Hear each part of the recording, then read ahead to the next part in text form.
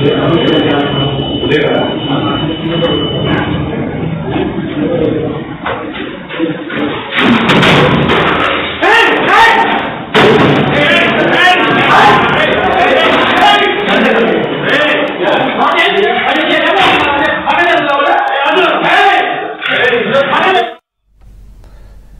అంశానికి సంబంధించి మరింత సమాచారం మా ఏపీ బ్యూరో చీఫ్ రామారావు చెప్తారు. రామారావు చెప్పండి, ఈ వీడియో ఇప్పుడు లీక్ అవ్వడం మనకు అసలు కారణాలు ఏం కనిపిస్తున్నాయి? ఇన్ని రోజులు ఎందుకు ఈ వీడియోని చూడలేదు? ఈసీ దీని మీద స్పందించలేదు, దీనికి సంబంధించి ఎలాంటి రియాక్షన్ ఇంతవరకు లేదు, ఇప్పుడు సడన్గా రిలీజ్ అయింది. దీనికి సంబంధించి ప్రస్తుతం ఎలాంటి యాక్షన్ తీసుకునే అవకాశాలు కనిపిస్తున్నాయి?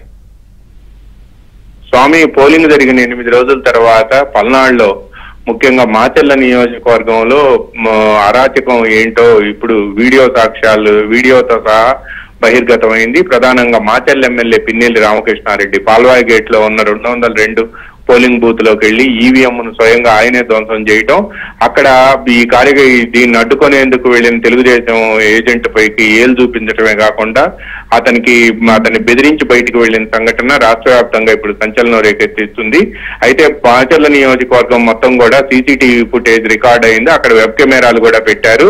అయితే ఈ వెబ్ కెమెరాలు అన్నింటినీ కూడా మేము నిరంతరం పర్యవేక్షిస్తున్నామని చెప్పిన రాష్ట్ర సిఇఓ కార్యాలయం సాక్షాత్తు మాచెల్ల ఎమ్మెల్యే పిన్నెల్లి రామకృష్ణారెడ్డి వెళ్లి పోలింగ్ బూత్ లో ఉన్న ఈవీఎంలని ధ్వంసం చేసిన సంఘటన, అక్కడ తెలుగుదేశం పార్టీ ఏజెంట్ అడ్డుకుంటే అతనికి వేలు చూపించి బెదిరించి వెళ్లిన సంఘటనను ఎందుకు కనిపెట్టలేకపోయింది అనేది ఇప్పుడు $1 మిలియన్ ప్రశ్నగా మారింది. పైగా ఇదే దృశ్యం అక్కడ హెడ్ క్వార్టర్ కూడా వచ్చే పల్నాడులో ఉండే హెడ్ క్వార్టర్ కి, అదే విధంగా ఇక్కడ గుంటూరు కలెక్టర్ కార్యాలయంలో ఉండే హెడ్ క్వార్టర్ కూడా వచ్చి ఉంటాయి అని చెప్తున్నారు.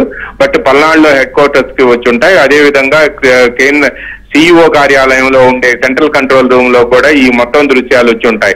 కానీ ఈ దృశ్యాలను చూసి ఏమైనా పక్కన పెట్టారా లేక అసలు గమనించలేదా అనేది కూడా తేలాల్సి ఉంది.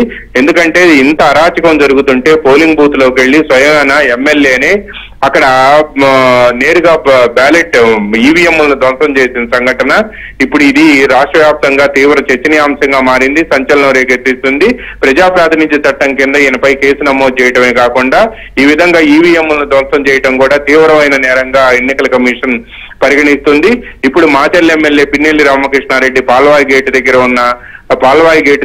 ఉండే పోలింగ్ బూత్ లో ఈ విధంగా ఈవీఎం ధ్వంసం చేయడం అనేది మాత్రం ఇప్పుడు తీవ్రంగా ఎన్నికల కమిషన్ పరిగణించే అవకాశం ఉంది. దీనిపై తెలుగుదేశం వర్గాలు కూడా ఈ సీసీటీవీ ఫుటేజ్ మొత్తాన్ని కూడా పరిశీలిస్తున్నాయి. అక్కడ వెబ్ కెమెరా ద్వారానే ఇది రికార్డ్ అవుతుంది, వేరే వాళ్ళు తీసి బయటకి ఇచ్చే అవకాశం లేదు.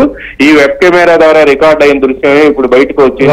రామారావు, మీరు లైన్ లో ఉండండి, మనతో మాట్లాడేందుకు జోలకంటి బ్రహ్మారెడ్డి లైన్ లో ఉన్నారు, ఆయనతో మాట్లాడే ప్రయత్నం చేద్దాం. నమస్తే అండి బ్రహ్మారెడ్డి గారు. నమస్కారం సార్. సార్, ఈ వీడియో మీరు చూసే ఉంటారు, ఇప్పుడే ఈ రోజే వచ్చింది బయటికి. అది పిన్నెల్లి లోపలికి వెళ్ళి దాన్ని ఇరగొట్టడం, అక్కడ అడ్డుకోవడం, ఏజెంట్లు అడ్డుకోవడం, తోసేయడం, ఇవన్నీ మనం చూస్తున్నాం. మీరు కూడా చూసే ఉంటారు కదా? చూసాను సార్. సార్, ఇన్ని రోజులు ఎందుకు మీరు ఈసీ దృష్టికి తీసుకురాలేదు? అక్కడ ఏజెంట్లు కానీ ఇది ఎందుకు ఇప్పుడే బయటకు వచ్చింది? ఇన్ని రోజుల తర్వాత ఎందుకు ఫుటేజ్ రావటం లేట్ అయింది సార్. విషయం అయితే మేము వివరించడం జరిగింది అనేక ప్రెస్ కాన్ఫరెన్సుల్లో. కానీ విషయం అయితే ఇప్పుడు ఫుటేజ్ అయితే ఇప్పుడే రావటం మూలంగా దీని మీద మేము వాళ్ళు కూడా సీరియస్ గా స్పందించని పరిస్థితి మాకు కనపడతా ఉంది సార్. ఎవరు? EC sir. ఎందుకు అనుకుంటున్నారు మీరు? ఈసీ ఎందుకు తీవ్రంగా స్పందించడం లేదు? 8 రోజులు అయినప్పటికీ కూడా చాలా దుర్మార్గమైన పని ఇది. ఇలాంటివి ఎక్కడ జరగకూడదు, ఇలాంటి వాటిని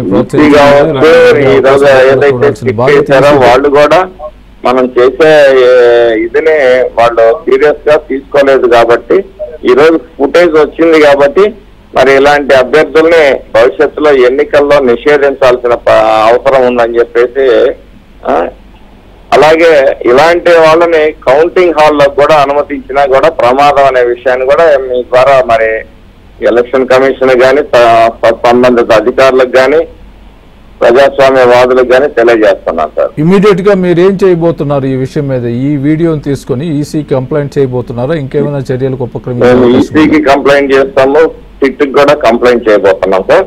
అట్లాగే మా ఆర్ఓ గారికి కూడా కంప్లైంట్ చేస్తాం. ఆల్రెడీ మీ ఏజెంట్స్ తో మాట్లాడే ఉంటారు కదా, ఎలా జరిగింది ఇది, ఆ రోజు ఏ విధంగా జరిగింది, మీకు ఏమైనా చెప్పడం జరిగిందా? ఆ రోజు ఎలక్షన్ బూత్ లోకి వచ్చాడు, ఈవీఎం ఎత్తి కింద కొట్టేశాడు. అడ్డుకున్న అతని మీదకి మధ్యలో వ్యక్తులు 3-4 వచ్చారు, వాళ్ళు అడ్డుకున్నారు నన్ను. తర్వాత బయట గొడవ చేశారు, రాళ్లు ఇచ్చిరారు అని చెప్పేసి చెప్పడం జరిగింది సార్. సార్ ఆ తర్వాత ఇమీడియట్ గా మీరేం కంప్లైంట్ చేయలేదు ఇంతవరకు?